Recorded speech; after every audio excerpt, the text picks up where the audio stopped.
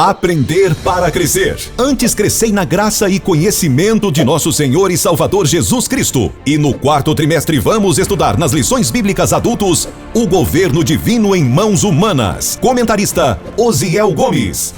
E nas lições bíblicas jovens, poder, cura e salvação. Comentarista Henrique Pesch. A CPAD possui um currículo completo do berçário à fase adulta. Confira: berçário, maternal, jardim de infância, primários, juniores, pré-adolescentes, adolescentes, juvenis, discipulado, ensino bíblico ortodoxo, orientação pedagógica e didática, material de apoio aos professores como pasta de visuais com ilustrações indicadas para complementar as aulas das revistas, livros auxiliares das lições de jovens e adultos, revista Ensinador Cristão, com subsídios e sugestões de novos métodos educacionais criativos e eficazes e muito mais. Preços e condições especiais para igrejas. Adquira agora pelo telefone 0800 021 7373 ou pelo site cpad.com.br.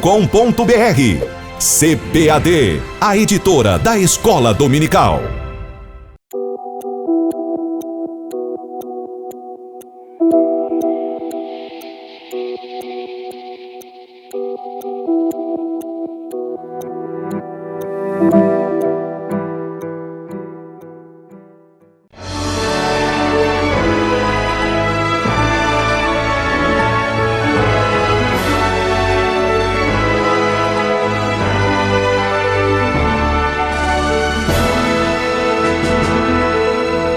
Subsídios. Lições Bíblicas Adultos. Lição 2. O nascimento de um líder profético em Israel. Olá, meus queridos irmãos, professores da EBD. Nós queremos saudar a todos com a paz do Senhor. Estaremos agora abordando o nascimento de um líder profético de Israel. Mas antes eu quero dizer a você que há um propósito específico que você, querido professor, pode abordar em sala de aula. Mostrar o objetivo, o propósito do livro de Samuel. Por que e para que esse livro ou esses livros foram escritos? Na verdade, o que nós podemos analisar é que quando você lê o conteúdo de 1º e 2º Samuel, você percebe que esse livro, ele busca mostrar lá atrás, através de juízes, a anarquia, a baderna, a confusão. Isso mostra que o sistema tribal, como ele vinha acontecendo, cada tribo desenvolvendo, mas cada tribo já buscava a sua própria glória. Se vocês analisarem muito bem, e eu quero falar isso para você, querido professor, mostre como foi a meia tribo de Manassés, lá atrás de Rúben, quando na verdade eles pediram para Josué para ficarem e batalhar e retornar e não habitar onde o povo de Deus haveria de habitar.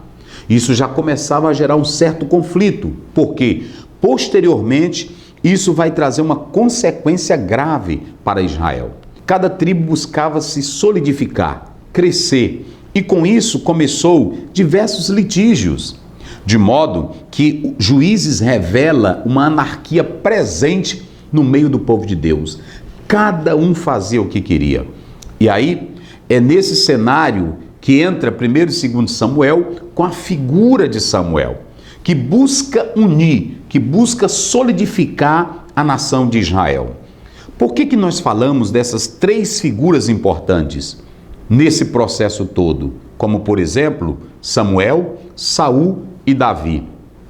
Dentre esses 3, nós temos aí no meio Saul, que será vulnerável. Ao falarmos sobre ele, vamos destacar um líder que aparece em meio a um processo. Ele não é o alvo do processo. O alvo de toda a questão é Davi. Então, o conteúdo de 1º e 2º Samuel visa mostrar a transição existente. Atente para essa palavra. A transição. Samuel será esse homem que vai estar no meio para essa questão da transição entre a anarquia para a monarquia. Então, o livro de Samuel, ele tem o objetivo de mostrar isso. Eu coloco aí na lição que esses 2 livros, eles buscam isso. O propósito de 1º Samuel é, na verdade, unir, mostrar aquilo que aconteceu lá no período dos juízes e agora mostrar como tudo vai se estruturar. Eu quero dizer a todos, e fale na sala de aula, professor, para os seus alunos, inclusive os pastores, que é tão importante a figura de um líder comprometido com Deus. Tanner, ele escreve em um livro dizendo que Samuel vai ser essa figura gloriosa e importante porque ele era um homem de oração. Samuel era um homem que confiava em Deus. Aliás, ele é fruto de oração. E ele se torna essa figura importante porque ele é um homem de Deus. Se você abrir a sua Bíblia e ler Jeremias capítulo 15, verso 1, Deus destaca esse homem Samuel como um homem de oração e de comunhão com ele. Nós temos a figura de 3 grandes personagens na história bíblica. Nós temos a figura de Moisés, que na verdade ele traz o Pentateuco. Nós temos a figura de Samuel, que será esse homem que terá a capacidade de unir uma nação que estava fragmentada, uma nação que estava oscilante, uma nação sem brilho, e Samuel vem entrando nesse cenário e ele se torna o homem que vai conseguir dar uma imagem, uma beleza para o povo de Deus. Enquanto que Moisés nos dá a lei, enquanto que Moisés traz o Pentateuco, Samuel traz a nação de Israel para o eixo. Se você ler o capítulo 7, você vai ver isso claramente. Então Samuel é essa figura. Ele é um exemplo, ele é um modelo para os líderes de todos os tempos. E nós temos, além de Moisés, além de Samuel, nós temos a figura de Esdras, que fecha o cano do Velho Testamento. Perceba que Deus, ele trabalha com homens. Homens que podem ser falhos, homens que podem fracassar, homens que podem até errar, mas homens que se voltem para Deus e que creem no seu poder, na sua graça. Então, nós podemos analisar isso. Uma outra questão que você vai pontuar no livro de 1º e 2º Samuel é o peso teológico. Qual é o peso teológico desse livro? Qual é a importância desse livro? O que nós temos de selo divino nesse livro? Quando você lê o livro de Zuckroy, que está aí lançado pela CPAD, Teologia do Antigo Testamento, ele faz uma aplicação muito importante quando se trata da questão teológica presente no livro. Ele diz que nós temos o peso teológico do testemunho e nós temos o peso teológico do homem Samuel, da narrativa de Samuel. Nesse peso teológico, evidenciando o aspecto do testemunho, você vai ver um Samuel de oração, você vai ver um Samuel de caráter, você vai ver um Samuel comprometido com o reino de Deus. Isso é maravilhoso, isso é esplêndido, porque quando você pega essa figura de Samuel, ele não é um líder apenas com conhecimento, porque na verdade Samuel era um homem de autoconhecimento. Ele torna-se uma figura importante porque ele desenvolve a escola de profetas. E a escola de profetas, ela não era apenas, ou não tinha apenas as questões atinentes à vida espiritual. A escola também envolvia o lado cultural. Então, crê-se que essa escola, que ela vai ter um desenvolvimento crescente, ela nasce com esse homem, ela desenvolve com Samuel. Então, Samuel, essa figura, ele é um homem inteligente, ele é um homem que é criado aos pés da arca, ele é um homem que tem cultura, mas acima de tudo isso, ele é um homem de comunhão com Deus. E ele vai ser esse líder, ele vai ter essa capacidade de fazer esse processo de transição, porque ele é um homem de Deus. Abrindo um parêntese, quero dizer a cada professor, vaticine na sua sala, fale aos seus alunos, que igrejas, elas podem ser bem alicerçadas, qualificadas e ter uma boa estrutura quando ela tem líderes de qualidade. Líderes de qualidades, líderes de Deus. Para vocês terem uma ideia, a tônica de Paulo em 1 Timóteo 3, quando ele dizia, requer-se que o bispo seja irrepreensível, na verdade ele queria mostrar que o evangelho tem que ser pregado, tem que ser desenvolvido por homens de caráter. Porque não é no púlpito da igreja que nós vamos qualificar alguém. Para estar no púlpito, tem que estar qualificado, preparado, apresentar-se a Deus como obreiro aprovado. E Samuel, ele vai ser aprovado desde o momento que ele sai da tutela da sua mãe. Ele vai ser aprovado desde o momento que ele deixa a casa da mãe. Então, Samuel vai ser isso. E o peso profético, ou o peso teológico do livro, é o testemunho dele. Ele é um homem de testemunho. Não adianta apenas professor, líder, pregar o evangelho. Tem que haver um peso testemunhal. E isso Samuel tinha. Nós temos também o peso da narrativa. Isso nós podemos configurar muito bem como é que Deus vai agindo. Sempre você vai ver Deus no controle do governo humano. Como está aqui na nossa obra, o governo divino em mãos humanas, nós queremos dizer que esses homens, quando se colocavam ao dispor de Deus, se tornavam potências grandiosas. Então, nós pontuamos aí a questão da teologia presente no livro de Samuel. E há um autor que pontua a questão profética. É interessante você atentar para essa questão profética, porque quando Deus fala para Davi que vai levantar alguém da sua casa para reinar, isso tem um peso escatológico. Não se centraliza apenas em Davi e Salomão, seu filho. Na verdade, Salomão, ele vai falhar. Como rei, ele vai falhar. Mas a promessa que Deus diz que vai levantar alguém para reinar eternamente, isso é escatológico. Vai seguir até chegar ao Messias, Jesus Cristo, Filho de Deus. Então, nessa segunda lição, nós temos um nascimento profético de Samuel. Se você analisar o aspecto cronológico, nós temos aí em 1090, na verdade, o nascimento de Samuel.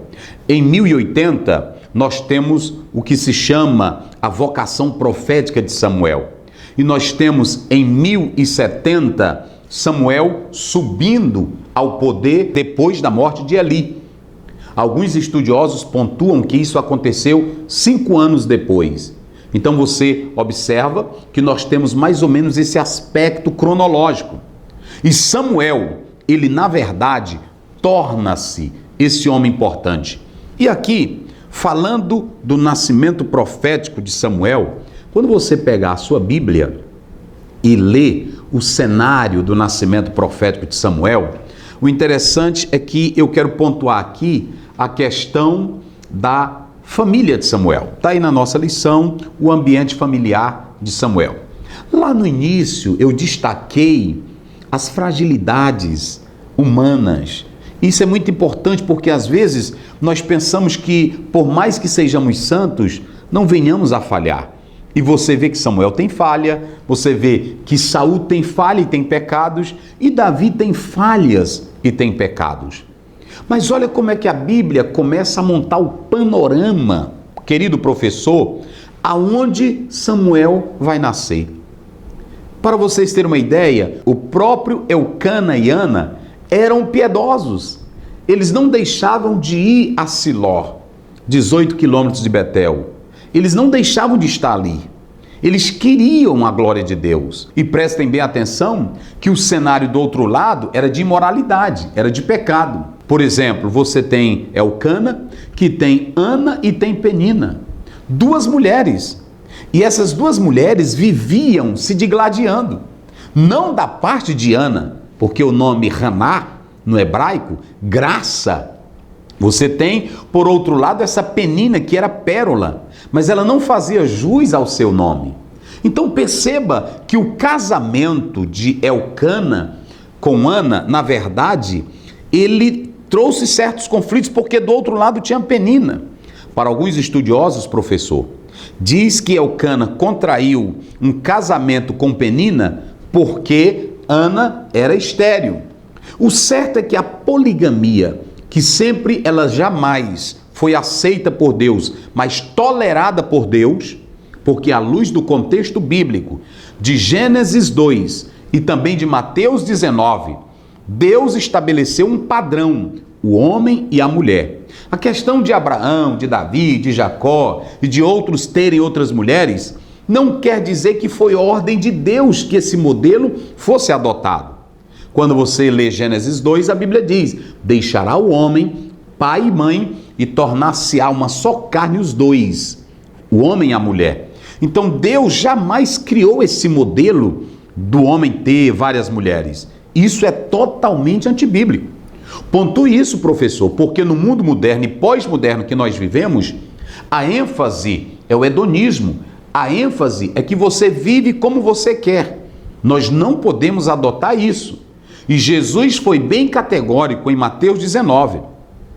Ele disse claramente que Deus estabeleceu o casamento em um modelo único, homem e mulher. Mas perceba que Samuel vai nascer nesse cenário. Um cenário onde tem rivalidades, um cenário marcado por um desejo piedoso de servir a Deus, como tinha Elcana e Ana. As megillotes hebraicas, elas pontuam isso muito bem. Então, quando eu falo aqui desse contexto, você pode perguntar, mas por que a Bíblia deixou relatar essa questão de Elcana, Ana e Penina nesse ambiente onde vai nascer um dos maiores líderes de Israel? É para mostrar que, apesar das vicissitudes, das fragilidades desse casal, eles procuravam acertar, colocando suas vidas nas mãos de Deus. Deus sabe que somos falhos. Fale isso, professor. Fale para o seu aluno. Fale na igreja que Deus quer nos usar. Ainda que sejamos falhos, ainda que sejamos pequenos, nós precisamos viver à luz da palavra de Deus. Então, medite nisso. Preste bem atenção nisso, porque nós estamos querendo reforçar isso para que você se fortaleça mais e mais na palavra de Deus. Que o Senhor nos abençoe. Amém.